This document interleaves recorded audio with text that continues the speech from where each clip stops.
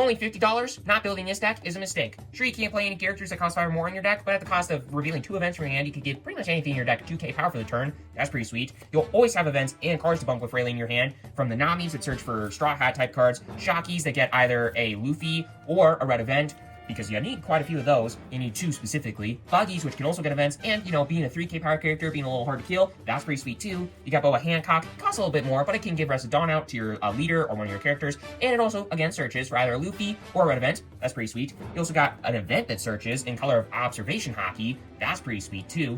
And, you know, you also got some stuff that's a bit more defensive, like Sanji, that just counters for 2, in fact, usually. You also got plenty of other events in your deck. You need quite a few events in your deck, some of which are defensive, like To Never Doubt That Has Power, or Color of Arms Hockey, which is also a pretty solid defensive event, and the most powerful defensive event, maybe in the entire game, and maybe even the best event in this entire deck. Color of the Supreme King Hockey, a defensive Karasu. This card is awesome, broken, and nuts. You also got 2 copies of Gum Gum King Kong Gatling, which is an incredible aggressive tool for this deck, and a Gum Gum Mole Pistol, which is an incredible board managing tool for this deck, because this event is so broken and nuts. You also got a pretty powerful late game, mid game, depending on how long the game goes, which might not be too long. This is really solid to have, these cards to have. These Roman Ozoros, which are rushers, 3 cost 5k rushers.